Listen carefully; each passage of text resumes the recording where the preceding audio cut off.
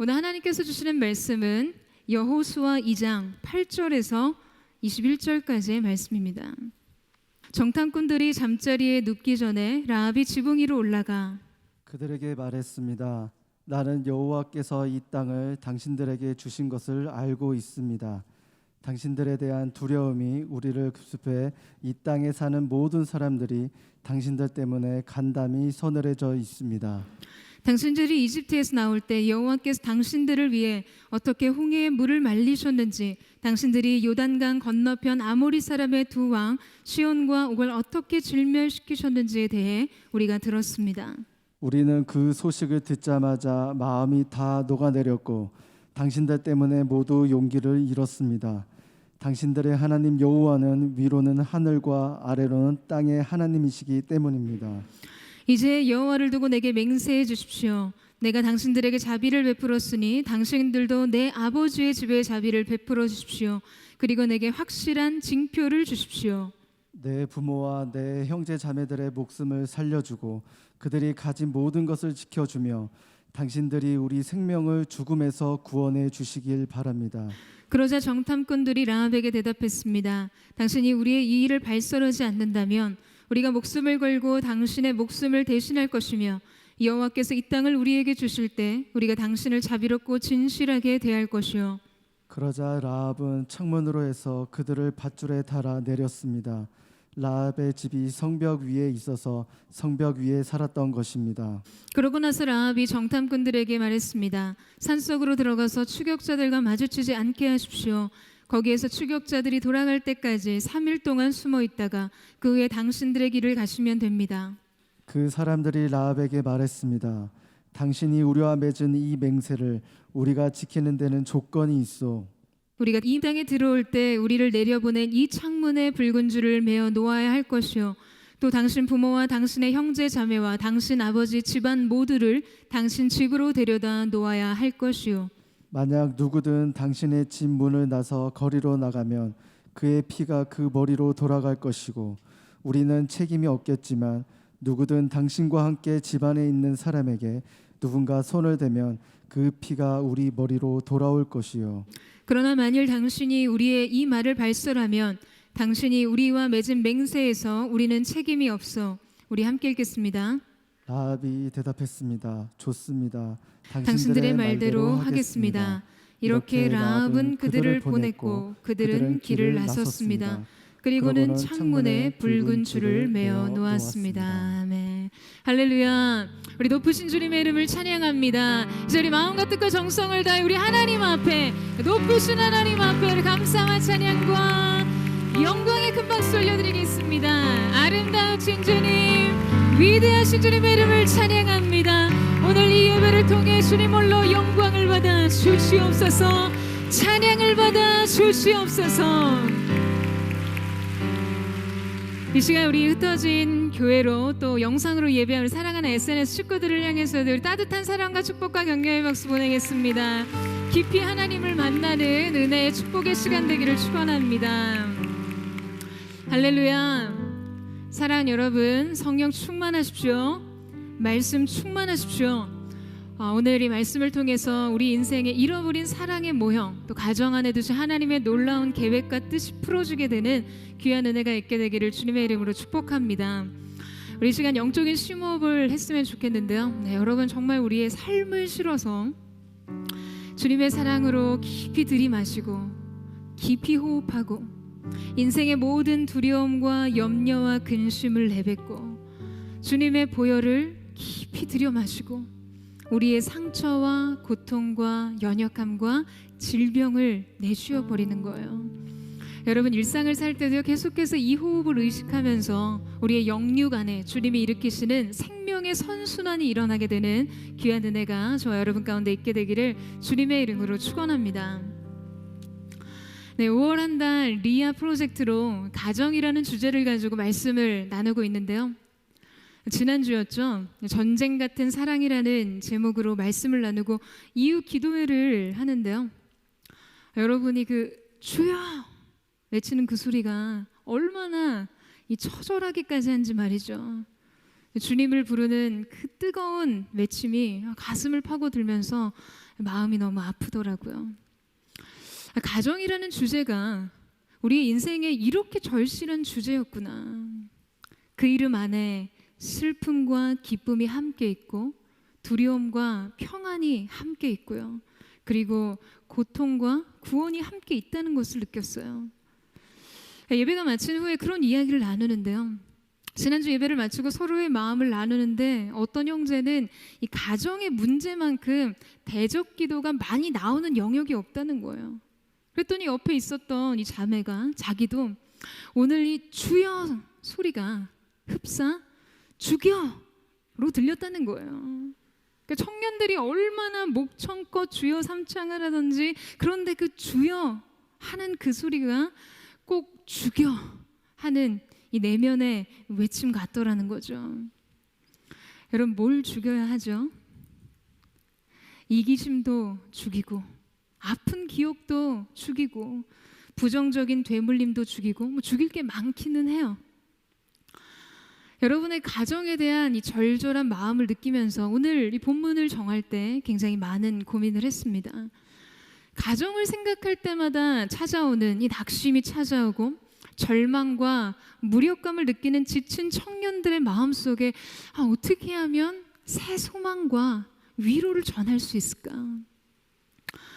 불신자 가정에서 혼자 외롭게 신앙생활하는 청년들이나 가족 구성원에 아주 심각한 영적 침체를 경험하는 청년들에게는요, 이 가정의 구원과 회복이 평생 싸워야 할 이 외로운 싸움처럼 느껴질 텐데요.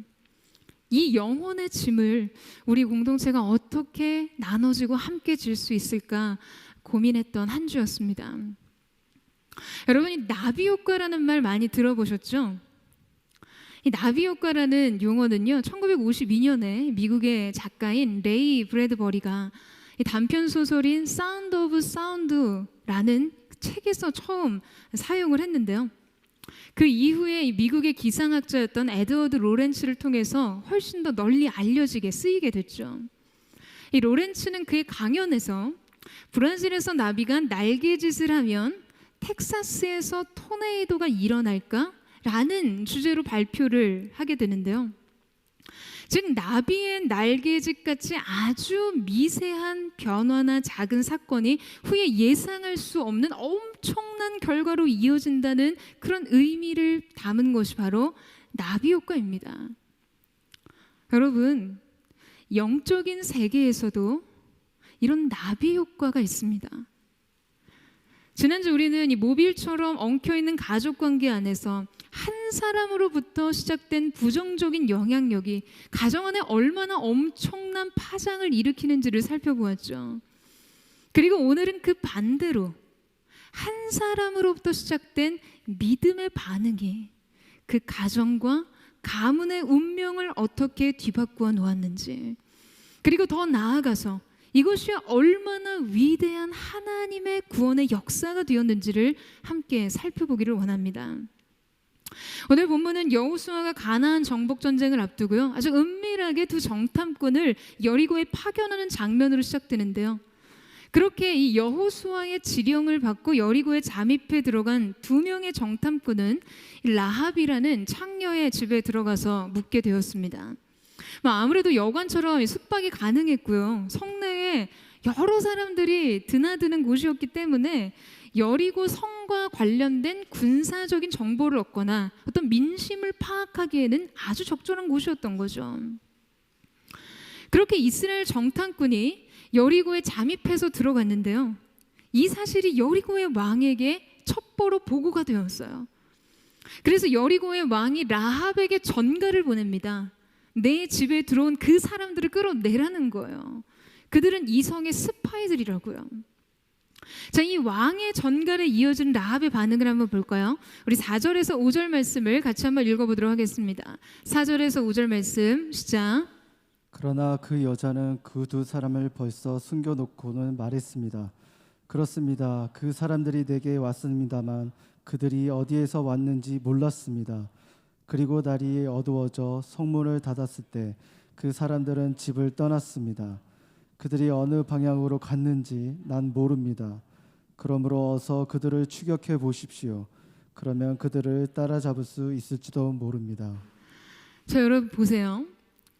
그러나라니요. 여러분 놀랍죠? 지금 그에게 전가를 보낸 사람은요, 여리고의 왕이었어요. 그리고 그가 찾는 스파이가 분명 자신의 집에 있었고요. 6절에 보면 라합이 그들을 지붕 위로 데려다가 지붕 위에 널어놓은 아마줄기 밑에 숨겼다고 하죠. 그러니까 만약에 군인이 그의 집안에 수색이라도 해서 발각이라도 되기로 한다면 라합과 그의 온 집은요, 끔찍한 대가를 치르게 되었을 거예요. 그럼에도 불구하고 지금 라합은 그들의 자신의 집에 온 것은 사실상 맞으나 성문을 닫기 전에 집을 떠났고, 만약에 지금 빨리 추격한다면 뭐 잡을 수도 있지 않을까라고 이야기를 합니다. 여러분, 이곳은요 굉장히 위험한 모험이었어요. 그런데 다행히도 군인들은 라합의 말을 듣고 이 정탐꾼을 추격하기 위해서 쫓기 시작합니다.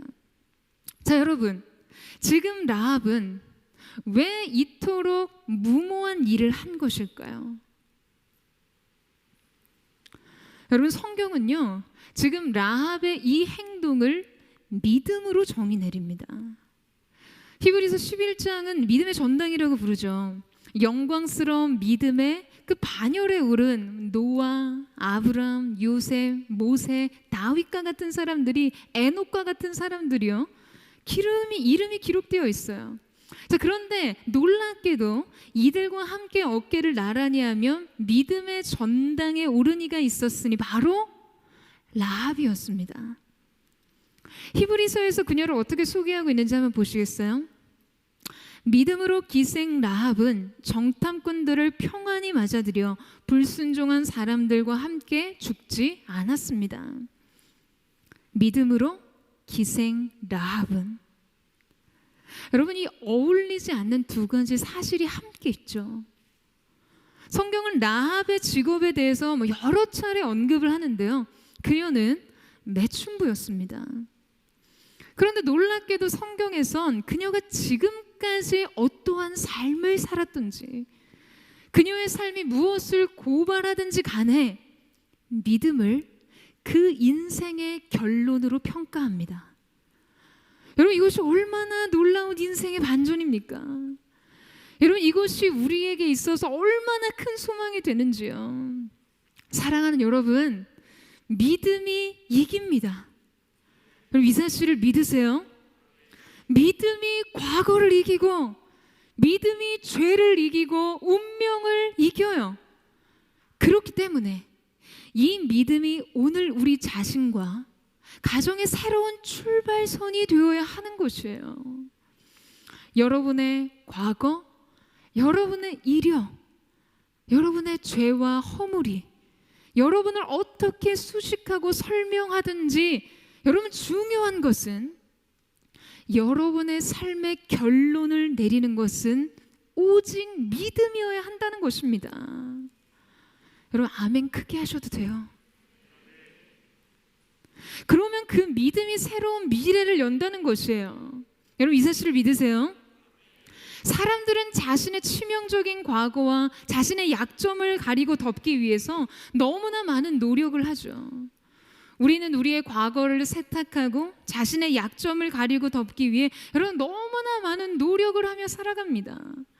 그러나 근본적으로 우리의 믿음의 현재성이 달라질 게 없으면요, 우리는 결코 출발선은 우리 앞에 둘 수 없다는 거예요. 그러나 하나님께서는 여러분의 과거와 여러분의 자질과 지금 여러분의 삶이 드러내고 있는 그 수많은 문제가 아닌 단 하나, 우리가 가지고 있는 오늘의 믿음을 보십니다. 여러분, 그래서 우리에게 소망이 있는 거예요. 오늘 내 믿음의 분량으로 인생의 분명한 변화를 이끌어낼 수 있기 때문에요.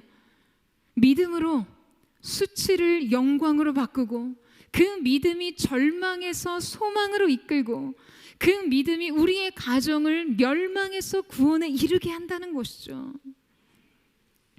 자, 그렇다면 가정을 구원에 이르게 한 여러분, 이 특별한 라합의 믿음을 함께 살펴보기를 원하는데요.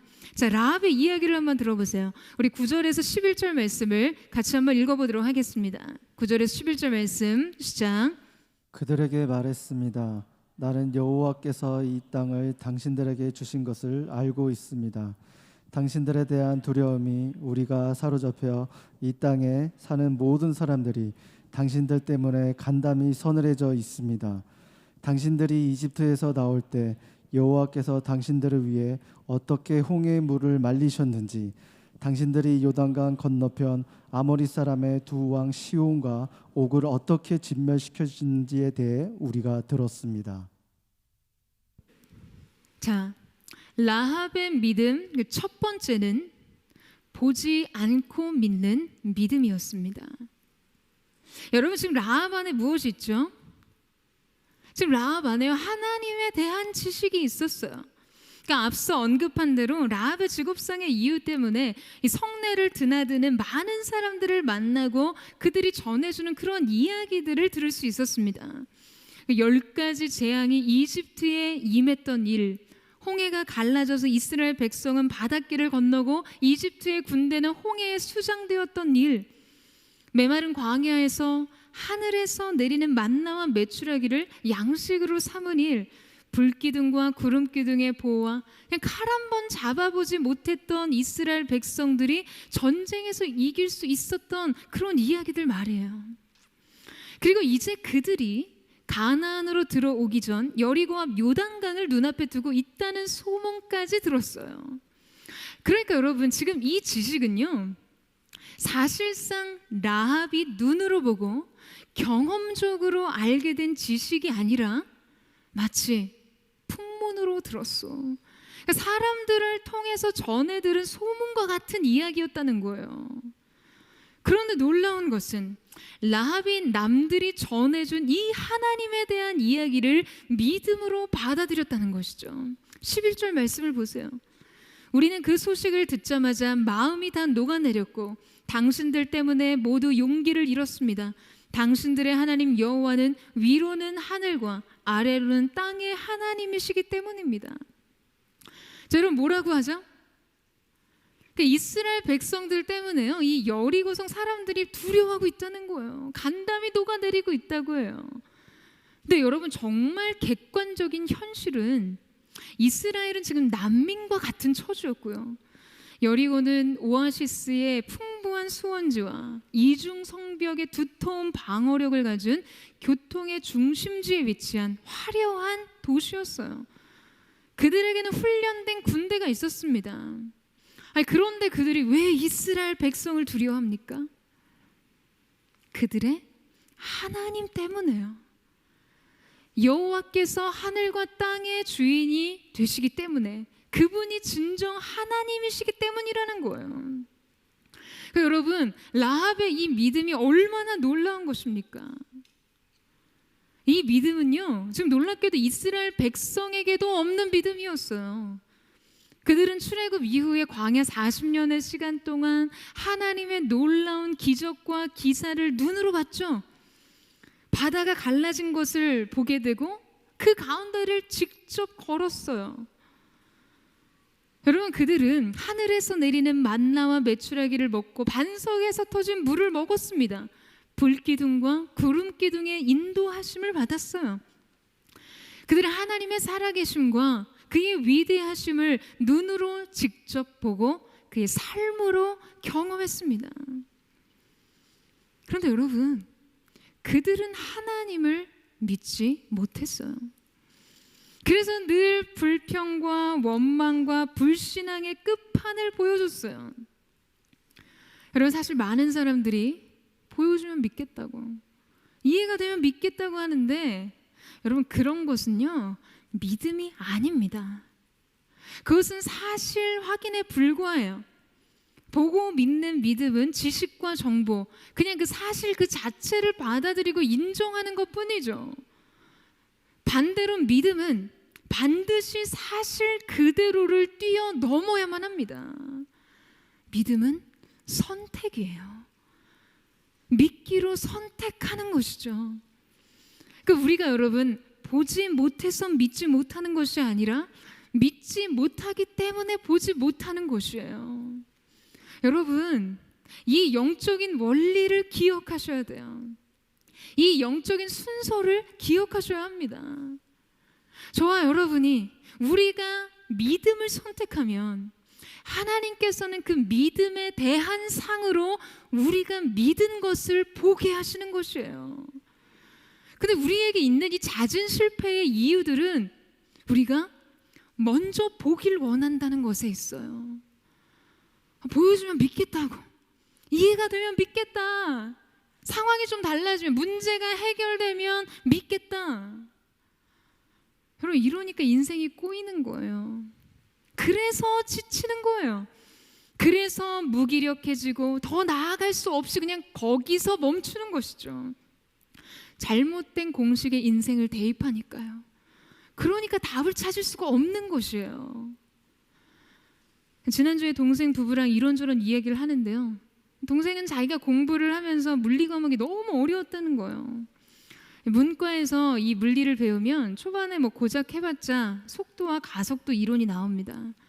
그 공식 두 가지로 그냥 교과 과정의 상당 부분을 계속해서 울거먹어요. 근데 그게 너무 어려웠다는 거죠. 저는 깔끔하게 물포자라 어렵다 쉽다 이런 판단도 내릴 필요가 별로 없었어요. 그랬더니 옆에 있었던 저희 제부가 원리를 제대로 이해만 한다면 이 물리만큼 쉬운 과목이 없다는 거예요. 역시 공감을 못 하시는군요. 모든 문제가 너무나 단순하게 이 공식으로 풀린다는 거죠. 여러분, 우리가 믿음의 원리를 제대로 이해하고 믿음의 공식에 제대로 우리의 인생을 대입하면 여러분, 믿음만큼 쉬운 것이 또한 없습니다. 여러분, 이 사실에 동의하세요? 문제는 우리가 엉뚱한 데서 이제 인생의 문제를 대입한다는 것에 있어요. 자기의 능력에 대입하고 상식에 대입하고 세상의 흐름에 대입하니까 다 틀리죠. 인생의 문제를 푸는 원리가 분명하게 있는데 엉뚱한 공식에 대입하면 여러분 어떻게 하겠어요? 그러니까 답을 구할 수가 없는 거예요. 답을 찾을 수가 없는 거예요. 우리의 인생 속에 진짜 봐야 할 영광과 성취를 보지 못하게 되는 것이에요. 여러분, 이제 인생의 온갖 실전 문제들에 믿음의 답을 구하세요. 여러분의 인생 속에 믿음을 선택하세요. 사랑하는 여러분, 하나님의 자기 계시는요 언제나 그분의 말씀 안에 있습니다. 기적도 아니고 표적도 아니었어요. 예수님께서는 제자들에게 부활에 대해서 말씀하시고 약속하셨죠. 그런데 예수님의 이 부활을 도마가 믿지 못하자, 도마가 보여주면 믿겠다, 만져보면 믿겠다, 경험을 해봐야 믿을 수 있겠다라고 말한 그에게 여러분, 예수님께서 뭐라고 말씀하십니까? 믿음 없는 사람이 되지 말라고 하시면서요, 너는 나를 보았기 때문에 믿느냐? 보지 않고도 믿는 사람은 복이 있다라고 말씀하셨어요. 여러분은 어떤 사람이 되기를 원하세요? 여러분은 여러분의 가정의 구원과 회복을 믿으십니까? 믿었는데, 아니 믿을 뻔했는데 아무 일도 일어나지 않으셔서 그 믿음을 버리셨어요? 그냥 믿었다가 지쳐서 포기하셨어요? 막 지치고 지겨우시죠? 그냥 이렇게 일말의 변화가 없는 시간이야. 희망이 보이나 했는데 막 더 악화되는 그런 상황, 아무것도 달라질 것 없는 관계에 낙심하셨습니까? 여러분, 그렇다면 여러분은 보는 것을 먼저 선택한 사람이에요. 여러분, 라합의 믿음은 들음에서 시작했어요. 한번 생각해 보세요. 하나님께서 여러분의 가정을 향한 말씀이 부족합니까? 약속이 없는 것이 문제입니까? 아니죠. 여러분의 낙심과 좌절은 믿음이 먼저 되지 못하기 때문이에요. 사랑하는 여러분, 문제에 반응하지 말고 말씀에 반응하세요. 현실에 반응하지 말고 하나님의 약속에 반응하세요. 변화가 없는 상황을 보지 말고, 사람을 보지 말고 하나님을 바라보세요. 언젠가 어느 날 그분께서 이루실 그 일들을 소망하며 바라보십시오. 그러면 여러분은 여러분이 믿은 것을 보게 되는 믿음의 상을 얻게 될 줄로 믿습니다. 저는 저와 여러분이 정말 그러한 라합과 같은 하나님의 사람들 되시기를 주님의 이름으로 축원합니다. 여러분이 믿은 것을 눈으로 보게 되는 그 성취의 현장을 소망하는 거룩한 하나님의 사람들 되시기를 주님의 이름으로 축원합니다. 두 번째로 라합의 믿음은 은혜를 구하는 믿음, 곧 자신을 보지 않는 믿음입니다. 우리 12절에서 13절 말씀을 같이 한번 읽어보도록 하겠습니다. 시작. 이제 여호와를 두고 내게 맹세해 주십시오. 내가 당신들에게 자비를 베풀었으니 당신들도 내 아버지의 집에 자비를 베풀어 주십시오. 그리고 내게 확실한 징표를 주십시오. 내 부모와 내 형제 자매들의 목숨을 살려주고 그들이 가진 모든 것을 지켜주며 당신들이 우리 생명을 죽음에서 구원해 주시길 바랍니다. 여러분, 이 또 한 번 라합의 믿음에 놀라게 되죠. 여러분, 지금 라합은요, 아무 일도 일어나지 않았는데 여리고의 멸망을 하나님의 심판의 뜻으로 이미 성취된 사실로 받아들이고 있어요. 그래서 뭐라고 말합니까? 내 아버지의 집에 자비를 베풀어 달라고요. 부모와 형제와 자매의 목숨을 살려주시고 그들이 가진 모든 소유와 생명을 지켜달라고요. 하나님의 구원을 간구합니다. 라합은 하나님의 은혜를 구하고 있어요. 그분의 자비를요. 여러분, 하나님의 은혜를 구한다는 것은 근본적으로요, 자신을 내려놔야 가능합니다. 오직 하나님의 사랑과 그분의 크신 긍휼을 의지하는 것이죠. 여러분, 나를 의식하면요, 하나님의 은혜에 다가설 수가 없어요.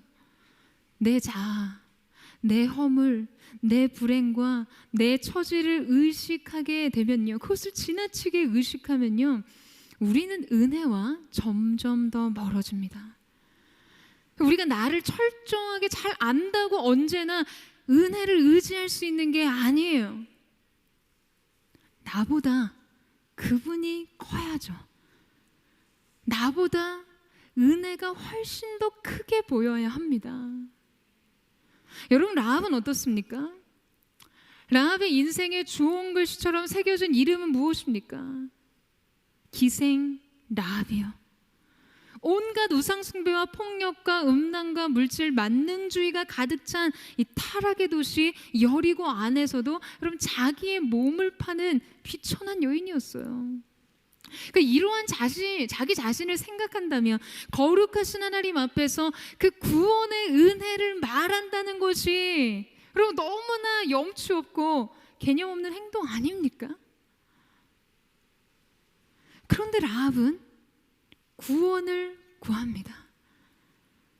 자비를 구해요. 여러분, 왜요? 자신보다 하나님을 더 크게 보았기 때문에요. 자신보다 은혜를 더 크게 보았어요. 여러분, 게다가 지금 라합이 가족을 대신해서 그들의 구원까지 간청한다라는 것은요, 지금 라합의 감정에 많은 부분 정리가 필요했을 거예요. 자, 여러분이 가족을 위해서 기도할 때 제일 방해가 되는 것이 뭡니까? 걸림이 되는 게 뭐죠? 기도가 안 나와요. 왜 그래요? 가족에 대한 어떤 막 원망과 막 서운함, 자기가 받은 고통과 여러분, 그 고통에 대한 쓴뿌리, 용서하지 못하는 마음과 분노, 뭐 이런 것 때문 아닙니까? 라합에게 그런 게 없었을까요? 당시 라합의 나이는요, 10대 중후반으로 추측이 되는데, 성경학자들은 기생 라합의 가족이 아마도 몸을 파는 라합의 존재를 자신들의 생계의 수단으로 삼았을 거라고 이야기합니다. 그녀는 가족을 대신해서 일하기 위해서 자기 몸을 팔았어요. 가장 비참한 방식으로 가족들을 위해 자기 자신을 희생시키고 있었던 것이죠. 그러니까 20대 소녀가요, 가족의 먹고 사는 문제를 짊어지고 있었어요. 그러니까 아마 라합의 부모는 라합이 자기 몸을 팔아서 번 돈으로 생계를 의지했을 거예요. 여러분, 이게 얼마나 무책임하고 나쁜가요? 일본의 감독 기타노 타겟이 가족에 대한 정의를 이렇게 내린 것을 책에서 본 적이 있습니다. 가족이란 누가 보지 않으면 내다 버리고 싶은 존재이다 라고 묘사를 했어요. 공감이 되세요? 그럼 저는 라합에게 가족은 정말 그런 대상들 아니었을까라는 생각이 들었어요. 라합이 감당하고 있는 것들을 본다면요, 뿐만 아니라 라합은 먹고 사는 현실적인 문제뿐 아니라 죽고 사는 영혼의 문제까지도 지금 이 가정의 운명을 짊어지고 있었어요. 그녀는 그들을 먹여 살리기도 해야 했고 죽을 운명도 살려야 했어요. 그녀 외에 아무도 가족의 운명과 미래에 대해서 걱정하지 않았고 가정의 구원을 위해 목숨을 대가로 지불하려고 하지 않았어요. 사랑하는 여러분, 오늘 이 말씀을 대하는 청년들 중 가족으로부터 짊어진 자신의 무게가 너무나 버겁고 무거울 때 여러분, 이 라합을 생각해 보세요. 생계의 책임자로서 삶이 너무 힘겨울 때, 가정의 영적인 견인자로서 사명이 너무나 고되고 힘들 때 라합을 기억하세요. 이 라합의 믿음을 통해 여러분의 고단한 인생의 모든 문제를 돌파할 수 있게 되기를 주님의 이름으로 축원합니다. 사랑하는 여러분, 은혜만을 구하세요. 여러분의 실패한 삶이 있다면 그 모든 것을 다 내려놓고 가정에 대한 무거운 마음의 짐도 내려놓고 오직 구원을 베푸실 하나님의 은혜만을 구하세요. 그 하나님의 긍휼과 자비에 호소하세요. 오늘 여러분이 하나님 앞에 구하는 그 은혜 위에 여러분의 가정의 운명이 달려 있습니다. 참 좋으신 우리 하나님 아버지께 여러분 모든 것을 맡기세요. 그 은혜 앞에 여러분의 인생의 모든 짐을 내려놓으세요. 저는 저와 여러분 가운데 이 라합과 같이 모든 것을 내려놓고 오직 은혜, 오직 하나님의 자비와 긍휼만을 구할 수 있는 그 믿음의 능력이 있게 되기를 주님의 이름으로 축원합니다. 세 번째 라합의 믿음은 기다림의 믿음입니다. 우리 18절 말씀을 같이 한번 읽겠는데요, 우리 18절 말씀을 함께 읽겠습니다. 시작. 우리가 이 땅에 들어올 때 우리를 내려보낸 이 창문에 붉은 줄을 매어 놓아야 할 것이요, 또 당신 부모와 당신의 형제 자매와 당신 아버지 집안 모두를 당신 집으로 데려다 놓아야 할 것이요. 자, 여러분, 정탐꾼은 이스라엘이 여리고를 점령하여 들어올 때 어떻게 하라고 하죠? 이 붉은 줄을 메어놓고 부모와 형제, 자매와 아버지 집안 모두를요, 이 라합의 집에 데리고 모으라는 거예요. 자, 여기서 구원의 징표가 되었던 이 붉은 줄은 여러분 무엇을 상징할까요? 바로 예수 그리스도의 보혈의 피를 상징합니다. 그 보혈 아래 있으면 구원을 받게 될 것이라는 거죠. 그러니 너희의 가족을 그 피 아래로 모으라는 거예요. 우리 출애굽기 말씀 묵상하고 있는데 여러분 기억하시죠? 이집트에서 있었던 마지막 10번째 재앙에 누구든지 어린 양의 피를 문설주와 인방에 바르면 여호와의 사자가 그 피를 보고 넘어가서 장자의 죽음을 면하게 되었어요. 여러분, 주님의 보혈 아래 있는 자에게는 구원이 있습니다. 생명이 있어요. 평안이 있습니다. 여러분, 이 사실을 믿으시죠? 저는 오늘 저와 여러분의 가정과 우리의 가문이 바로 예수 그리스도의 보혈 아래 모이게 되는 은혜가 있게 되기를 주님의 이름으로 축원합니다. 근데 이 정탐꾼의 말을 들은 라합이 정말 대단해요. 21절 말씀 보세요. 라합이 대답했습니다. 좋습니다. 당신들의 말대로 하겠습니다. 이렇게 라합은 그들을 보냈고 그들은 길을 나섰습니다. 그리고는 창문에 붉은 줄을 메어 놓았습니다. 자, 여러분, 정탐꾼은 떠났고 라합은 어떻게 했습니까? 곧바로 창문에 붉은 줄을 메어 놓았어요. 그렇다면 세 번째 라합의 믿음은 지체 없이 행동하는 믿음 같은데 기다림의 믿음이라고 했어요. 여러분, 왜일까요? 여러분, 사실 이스라엘의 여리고 공격과 정복은요, 지금 이것이 언제 이루어지는지는 아무도 모르는 일이었어요. 지금 여호수아가 아주 은밀하게 정탐꾼을 여리고로 보냈다는 것은요, 지금 여호수아가 여리고를 함락시킬 하나님의 방법을 몰랐다는 거예요. 7일간 침묵하면서 성을 돌다가 마지막 날에 함성을 소리를 치면 여리고가 힘없이 와르르르 무너진다는 사실을요. 손가락 까딱하지 않고 그냥 거저 들어가서 성을 얻으면 된다는 것을 몰랐다는 거죠. 아마도 여호수아는 공성전을 통해서 성을 함락시켜야 될지도 모른다는 생각을 가지고 사전 준비를 위해서 정탐을 보냈을 거예요. 그러니까 지금 정탐꾼의 말을 듣고 곧장 붉은 줄을 달았던 라합은요, 그들의 여리고 공격이 언제가 될지, 지금 그 구원의 날이 언제가 될지 전혀 예측할 수 없었다는 거예요. 일주일이 될지, 한 달이 될지, 몇 달이 될지, 1년이 될지, 혹은 몇 년이 될지 말이죠. 라합에게는 끝을 알 수 없는 기다림이 시작된 거예요. 게다가 한 가지 조건이 더 있어요. 이 구원이 임하는 날, 이 붉은 줄 아래 가족을 모으지 못하고 누구라도 그 집을 떠나서 거리로 나서면 그 피가 그의 머리로 돌아가고 우리에겐 책임이 없을 거라고 했어요.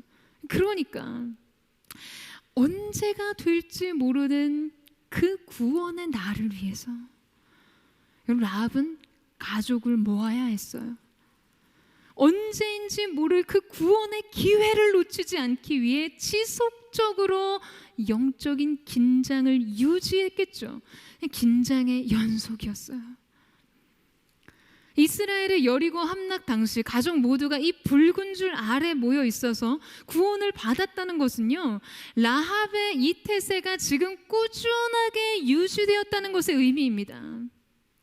그러니까 언제 일어날지 모르는 이스라엘의 공습에 대비해서 매일 매순간 촉각을 세우며 정신을 차리고 깨어 있었다는 것이죠. 그런데 여러분, 진짜 문제는, 이게 진짜 문제인 이유는요, 가족의 문제는 그냥 나 하나 잘한다고 해서 해결되는 게 아니라는 거예요. 라합이 이 상태를 유지하기 위해서 그는 믿음이 없는 가족을 모두 회유해야 했을 거예요. 이스라엘 하나님을 향한 구원의 갈망, 그 붉은 줄 아래서 구원을 기다리는 믿음은요, 라합의 것이지 가족의 것이 아니었어요. 그러니 가족들이 순순히 라합의 말을 듣고 여러분 믿어줬겠습니까? 여러분, 이거 경험적으로 아시잖아요. 그게 마음대로 안 돼요. 사실 라합의 가족들의 입장에서 라합이 여리고성을 정복하기 위한 이 적국의 스파이를 숨겨준 것은요, 매국 행위와 같은 것이죠. 배신의 행위였어요. 어쩌면 라합은 가족들로부터 아주 심한 핍박을 받았을지 몰라요. 그리고 가족들은 그녀의 믿음에 저항했을 거예요. 내가 왜 스파이 말을 듣고 이 붉은 줄 아래 꼼짝없이 갇혀 있어야 하나? 여러분, 결국 라합은 매 순간 믿음으로 그들을 설득하고 연합시켜야 했어요. 구원을 위해서 하나님의 때를 기다리면서요. 그러니까 어느 순간에라도 가족들을 그 붉은 줄 아래로 모으기 위해서요. 라합은 계속된 갈등과 대립에서도 여러분 믿음을 세워야만 했습니다. 언제일지 모르는 그 구원의 순간을 위해 매 순간 하나님 앞에 믿음의 뜻을 정해야 했던 것이죠. 여러분, 가족 구원의 문제가 오래 좌절된 기도의 제목이 된 청년들이요 굉장히 많습니다. 그들은 이 문제에서 자주 낙심하고 침체에 빠져요. 너무 지치기 쉬운 문제이기 때문이죠. 언제 임할지 모르는 이성의 함락, 그리고 구원, 그 시간을 위해 너무 길고 고된 싸움을 해야 합니다. 믿음이 믿음 없음과 충돌하고, 믿음의 가치가 여리고의 가치와 충돌하고, 구체적인 믿음의 결단들은 그냥 매 순간 현실의 문제와 대치되죠. 라합처럼요. 그러나 여러분, 이 구원의 나를 완성하는 것은 무엇입니까? 기다림이었어요. 갈등을 이기고 저항을 견디고 공격을 넘어서면서요, 많은 관계의 장벽들을 돌파하면서요. 사랑하는 여러분, 매일 하나님의 구원의 날, 그 하나님의 구원의 때를 의식하면서 그날을 인내로 기다리십시오. 그날은 반드시 올 것입니다. 여러분, 이 사실을 믿으세요? 그날은 반드시 올 것이라는 믿음으로 여러분의 가정의 구원을 이루세요. 기다림이 믿음의 완성입니다. 여러분, 라합에게 그날이 왔어요. 이스라엘 백성의 함성 소리가 들리던 그날, 여리고는 힘없이 무너졌습니다. 그리고 여리고에 대한 하나님의 심판이 이행됐어요. 그들은 성 안의 모든 것, 곧 남자와 여자, 젊은 사람과 나이 든 사람, 심지어 소와 양, 나귀까지 칼날로 진멸시켰습니다. 자, 그런데 바로 그때 여호수아가 두 정탐꾼에게 약속대로 기생 라합의 집으로 가라고 명령합니다. 자, 이제 여호수아 6장 23절에서 25절 말씀을 같이 한번 읽어볼 텐데요. 우리 함께 읽겠습니다. 시작. 정탐꾼이었던 두 젊은이가 들어가서 라합과 라합의 아버지, 어머니, 형제, 그리고 그녀에게 속한 모든 것과 라합의 모든 친족을 밖으로 데리고 나와 그들을 이스라엘 진영 밖 한쪽에 있게 했습니다. 여호수아는 창녀 라합과 그녀의 아버지의 일가족과 그녀에게 속한 모든 것을 살려 주었습니다. 여호수아가 여리고를 몰래 살피러 보냈던 정탐꾼들은 그녀가 숨겨 주었기 때문에 라합이 오늘날까지 이스라엘 자손 가운데 살게 된 것입니다. 라합의 집, 붉은 줄 아래 모여있던 라합의 아버지, 어머니, 형제, 자매, 그리고 그녀에게 속한 모든 것과 친족들은요, 지금 이스라엘 진영 쪽에 이스라엘 자손과 함께 있었습니다. 여러분, 라합과 그의 가정, 그의 가문의 운명이 바뀌었어요. 라합 한 사람을 통해서요. 이후 라합은 유다 지파에 속한 살몬이라는 사람과 결혼을 하게 되는데요, 이 살몬의 이름의 뜻은 덮어주다, 값을 치르다 라는 뜻을 가지고 있습니다. 수치로 얼룩진 그녀의 인생을 덮어주고 대신 값을 치른 이의 사랑을 통해 라합의 삶을 수치에서 영광으로 바뀌게 됩니다. 주님께서 우리의 인생, 우리의 삶 가운데 행하신 일이 무엇인지를 보여줘요. 그리고 그 살몬과 라합 사이에서 태어난 사람이 여러분 누굽니까? 바로 유다 지파 베들레헴의 유력한 사람 보아스였어요. 그는 다윗 왕의 증조부가 되죠. 곧 기생 라합은 그리스도의 계보를 잇는 예수님의 조상이 되는 영광을 누립니다. 그리스도의 계보에 등장해 성경 전체에서 라합이라는 이름이 10번 이상 등장합니다. 사랑하는 여러분, 이 라합이 일으킨 믿음의 날개짓이 얼마나 위대한 하나님 나라의 구원 역사가 되었는지를 여러분 보세요. 무력한 나의 믿음이 과연 변하지 않는 나의 가정에 어떤 일을 일으킬 수 있을까를 낙심하고 무력한 마음으로 생각하고 있는 분 있으십니까? 그래서 낙심하고 무기력한 마음으로 이 자리에 있는 분 있으세요? 사랑하는 여러분, 오늘 라합을 통해서 하나님께서 이루신 일들을 보세요. 라합의 비천한 출신과 수치스러운 과거에도 불구하고 지금 그의 자손을 통해 왕위가 계승되고 장차 그리스도의 계보가 이어집니다. 여러분, 믿음만 있다면요, 오늘 믿음으로 출발했다면 말이에요. 사랑하는 여러분, 낙심하지 마세요. 여러분, 포기하지 마십시오. 구원은 끈질긴 기다림을 담보로 합니다. 변화는요, 길고 오래된 싸움이에요. 사랑은 평생 동안 성실하게 이행되어야 할 과제입니다. 당장 오늘 기대만큼의 한 걸음이 없고 노력만큼의 결실이 없다 할지라도 눈에 보이는 가족의 변화가 느껴지지 않는다 할지라도 사랑하는 여러분, 믿음이 있다면요, 성은 함락됩니다. 믿음이 있다면 구원은 임합니다. 오늘 여러분의 믿음이 여러분의 가정과 여러분의 가문의 운명을 바꿀 것입니다. 여러분의 가족을 매일 붉은 줄 아래로 모으세요. 하나님의 때를 기다리고 찾으며 깨어서 하나님의 구원을 기다리세요. 여러분, 기도로, 날마다 기도로 여러분의 가정을 주님의 보혈 아래 가두십시오. 믿음으로 가정의 연합을 일으키세요. 연합시키세요. 그렇게 여러분이 매어 다른 그 붉은 줄 아래서 저는 여러분의 가정과 여러분의 가문의 운명이 바뀌는 그 승리의 그날, 구원의 그날이 속히 임하게 되기를 주님의 이름으로 축원합니다. 사랑하는 여러분, 그 하나님의 때가 언제 임할지 매 순간 정신을 차리고 깨어 믿음의 기지를 발휘할 수 있는 하나님의 사람 되시기를 주님의 이름으로 축원합니다. 시공을 초월해 역사하시는 성령께서 오늘 이 가운데 여러분이 하나님 앞에 보혈의 능력을 구하며 여러분의 가정을 그 보혈 아래 둘 때 성령께서 일하실 줄로 믿습니다. 여호와의 구원이 오늘 여러분의 가정과 가문 가운데 있게 되는 놀라운 은혜가 있을 줄로 믿습니다. 오늘 함께 우리 찬양하며 주님 앞에 나아갔으면 좋겠습니다.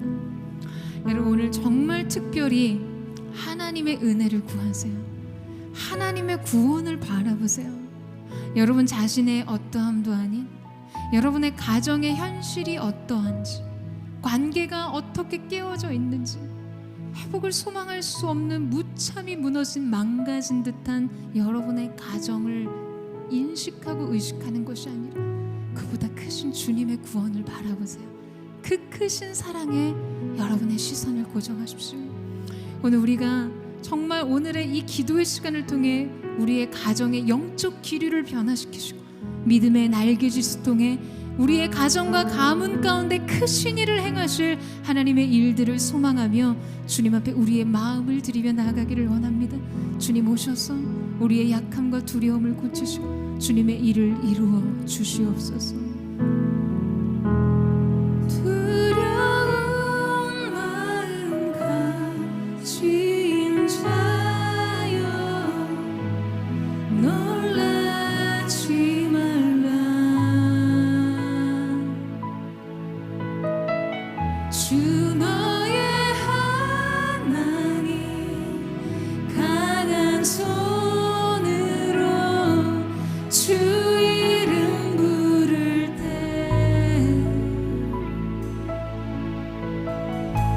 주님 구하시리. 주 오셔서 구하시리.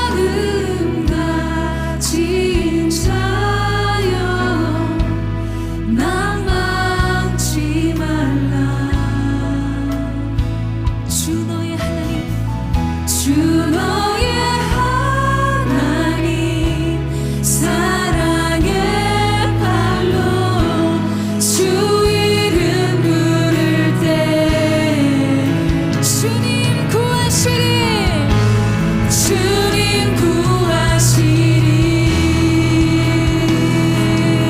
주님 오셔서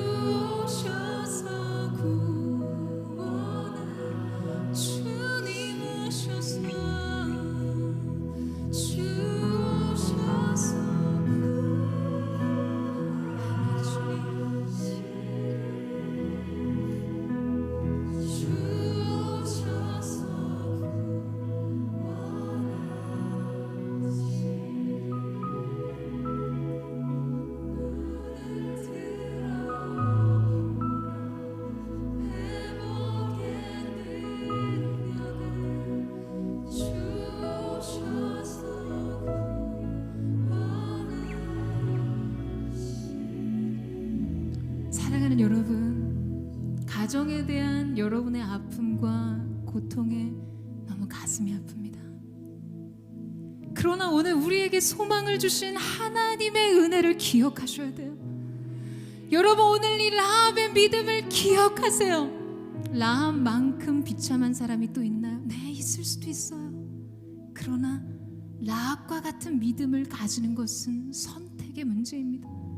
언제까지 내가 받은 상처, 내가 짊어진 인생의 불행의 짐, 말할 수 없이 나에게 상처와 고통을 안긴 가족에 대한 인생 스토리에 여러분의 마음을 두시겠어요?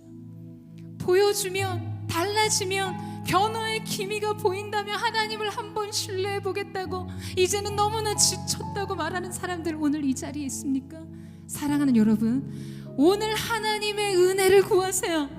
오늘 주님 믿음 없음을 용서하시고, 주님 내게 믿음 없음을 불쌍히 여겨주시고, 라합에게 있었던 그 믿음을 우리가 주시옵소서.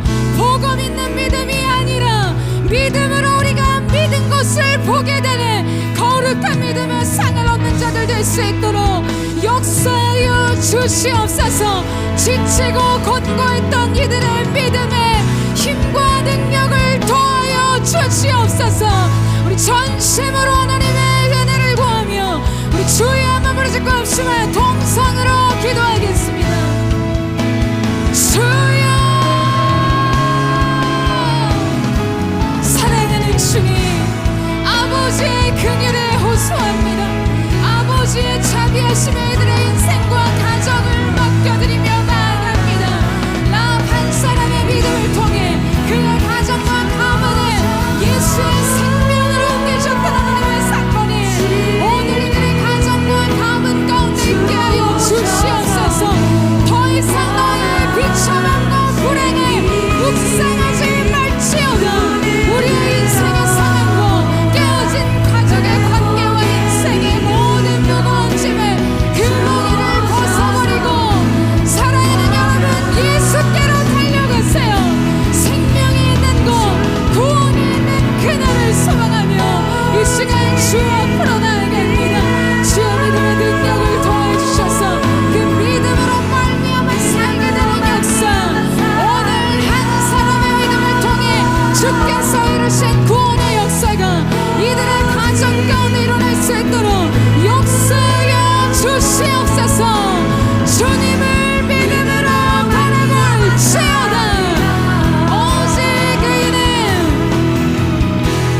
오직 그이는 믿음으로 말미암아 살리라. 오직 그이는 믿음으로 말미암아 살리라. 우리 함께 고백하며 나아갑니다. 세상은 들리고 사람들은 변하여도 나는 주를 섬기리. 아멘. 주님의 사랑은 영원히 변하지 않네. 나는 주를 신뢰해.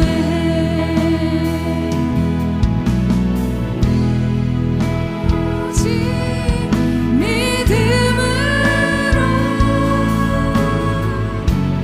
믿음으로 내가 살리라. 오직 믿음으로, 오직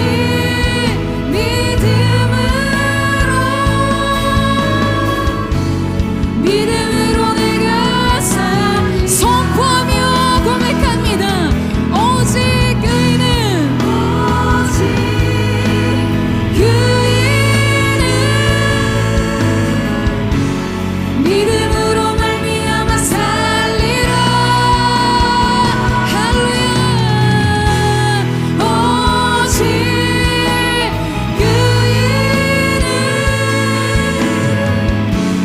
믿음으로 말미암아 살리라.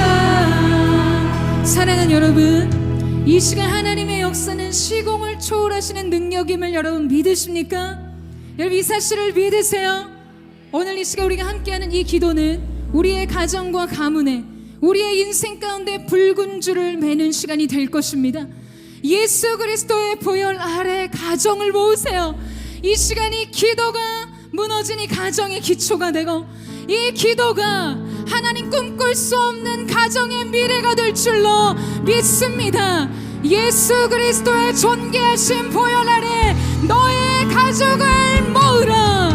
예수 안에 생명이 있고 그 보혈 아래 능력이 있음을 예수님의 이름으로 선포합니다. 모든 가족의 되물림된 저주스러운 묶임과 결박이, 모든 불신앙과 교만이 예수님의 이름으로 끊어질지어다. 우상 숭배 떠나갈지어다. 음란과 거짓과 폭력은 떠나갈지어다. 모든 좌절과 수치는 깨어질지어다. 우리 전심으로 주님의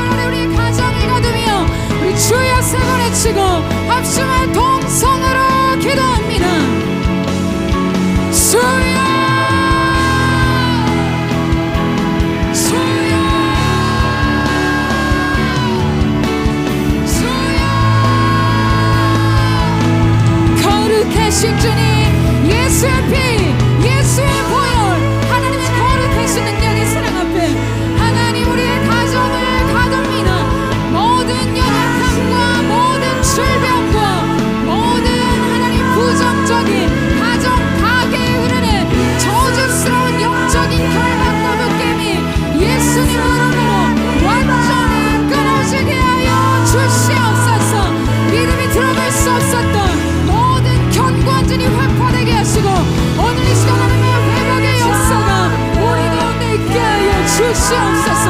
여러분 보혈을 주장하세요. 예수의 피, 십자가의 사랑, 값을 치르신 그 사랑이 오늘 우리 가정의 회복의 근거가 될 줄로 믿습니다. 아멘.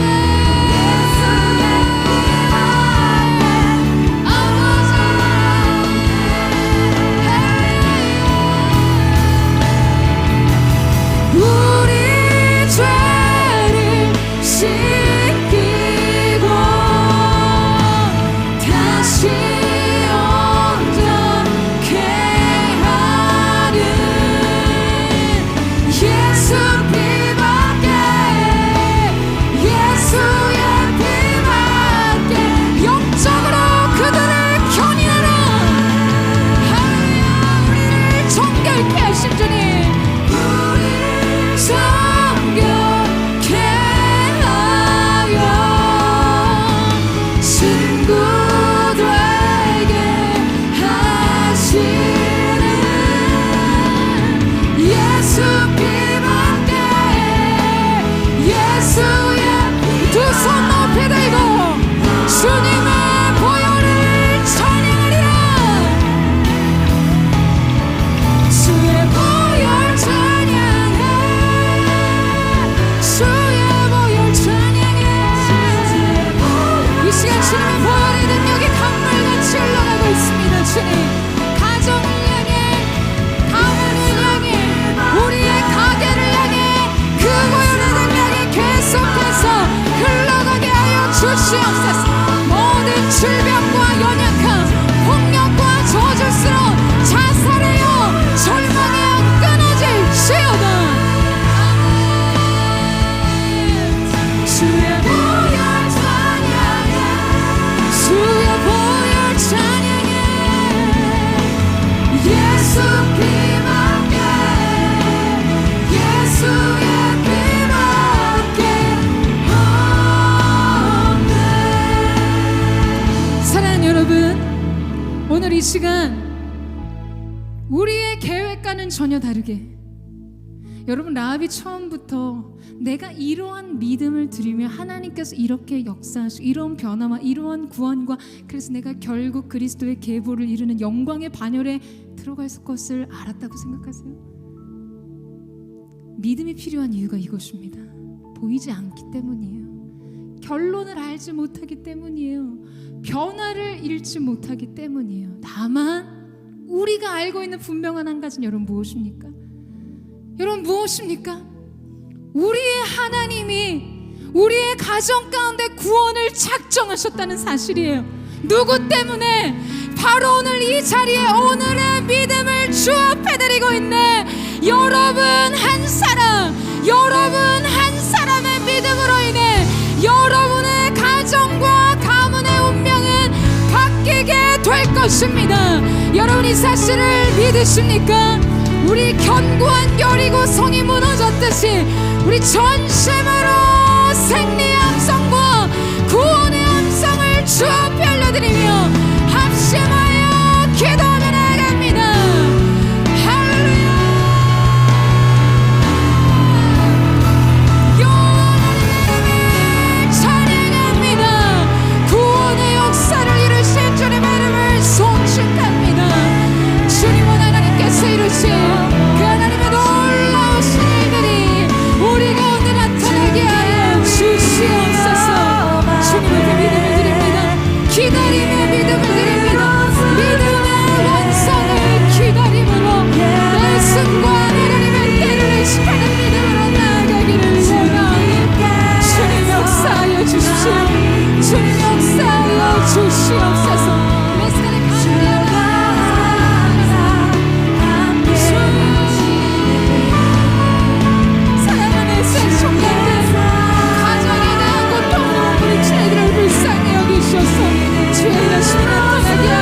주시옵소서.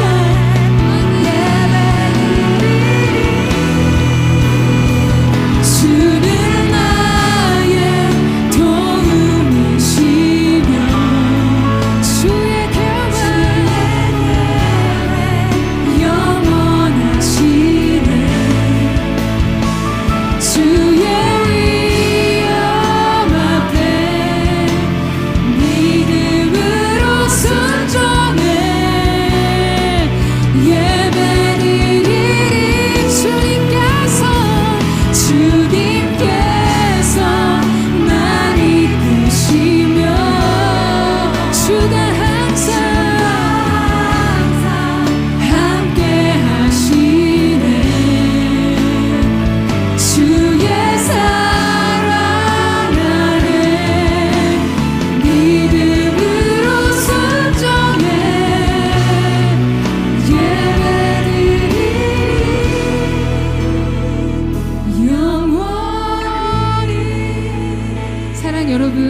시간 우리가 마지막으로 한 번 더 기도할 때요, 사랑하는 SNS 이 공동체 청년들의 가정 중에 우리 가정의 불신자, 아직 믿지 않는 부모 형제들이 있습니다.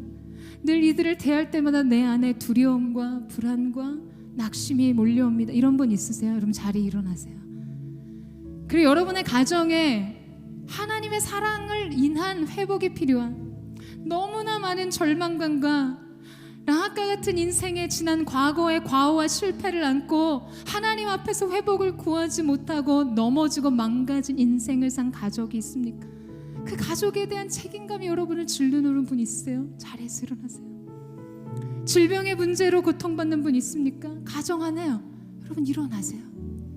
이스라엘 백성들이 어린 양의 보혈의 문을 통과했을 때 그 광야에서 그 백성 가운데 절며 연약하며 고통하는 자가 단 한 사람도 없다고 얘기했어요. 어떻게 그렇습니까? 노약자도 많고 질병을 가진 문제투성인 사람들이 600만의 인구에 없었을까요?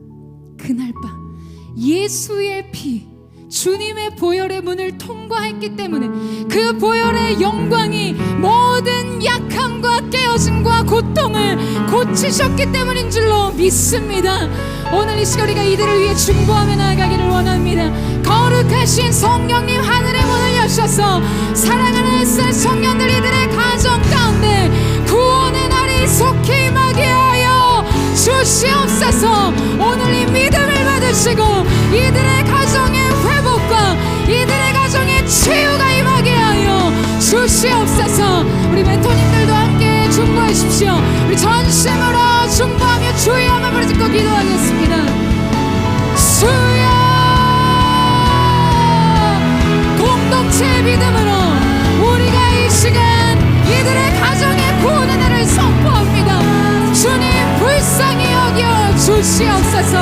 이 가정에 예수 그리스도를 주로 고백하며 시인할 수 있는 그 구원의 문이 활짝 열려지게 하여 주시고 연약하고 비틀거리는 자가 하나 없이 모든 과거의 깨어짐이 예수의 피 아래서 회복되게 하시고 영광의 세례를 오게 하여 주시옵소서. 임하소서, 임하소서. 주님 임하소서, 임하소서. 주님 임하소서, 임하소서,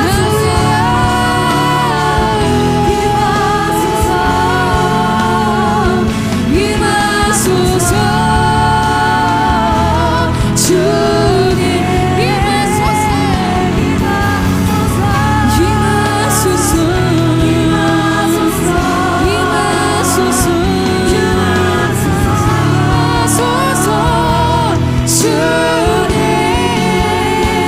임하소서, 예수 그리스도 보혈의 능력이 오늘 모든 고통의 사슬과 족살을 끊어 가정에 있었던 폭력이 깨어지게 하시고 모든 수치가 영광과 승리로 향하게 하여 주시옵소서. 할렐루야. 주님 깨어진 관계마다 행복을 주시고 하나님의 놀라우신 은혜의 승리가 하나님의 사람들 가운데 가정 안에 있게 하여 주시옵소서. 임하소서, 임하소서, 임하소서. 주님 임하소서.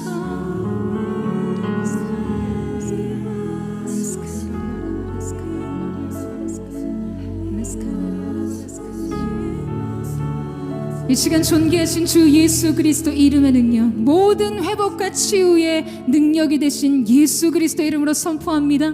사랑하는 청년들의 가정을 묶고 있는 모든 수치와 절망과 낙심과 폭력, 자살의 영 예수님의 이름으로 명하노니 끊어질지어다. 더 이상 가정 안에 힘을 발휘할 수 없음을 예수님의 이름으로 선포합니다. 새로운 가정, 새로운 가문, 하나님을 경외하는 새로운 가정이 되게 하여 주시옵소서. 우리 전심으로 다시 한번 승리의 함성을 주 앞에 올려드립니다. 할렐루야. 떠나갈지어다.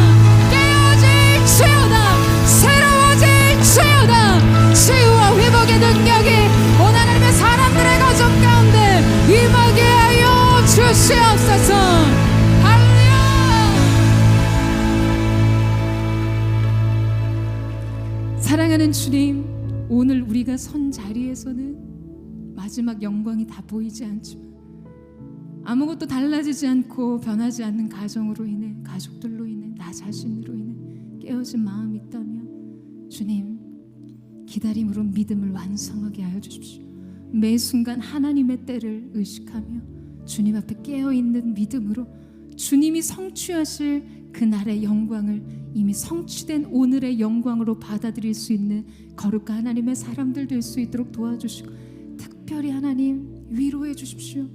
깨어진 아픔, 무너진 가정의 모습, 하나님 그렇게 라합처럼 오늘 그 모든 짐을 어깨에 메고 이 자리에 있는 청년들 주님 위로해 주시고 주님께서 덮어주시고 살몬과 같은 사랑으로, 그래서 이들의 인생에 주님 주시는 영광만이 남을 수 있도록 주님 축복하여 주시옵소서.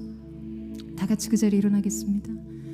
오늘 물질을 드립니다. 주님, 이 물질이 쓰임받는 모든 곳에 주님의 나라가 확장되게 하시고 주님의 영광만이 나타나게 하여 주옵소서. 이제는 우리 구주 예수 그리스도의 은혜와 우리 하나님 아버지의 무한 극진하신 사랑하심과 성령의 감화 감동 교통케 하시며 충만케 하시는 역사가, 회복하시는 역사가 오늘 주 앞에 고개 숙여 하나님 앞에 가정과 가문의 회복을 구하며 하나님 그 믿음으로 가정의 운명을 변화시키고자 자신의 가족들을 그 붉은 줄 아래 모으기를 사모하는 SNS 청년들, 이들의 심령과 가정과 손의 수고 위에, 이들의 미래 위에 이제부터 영원토록 함께 하시기를 간절히 축원하옵나이다. 아멘.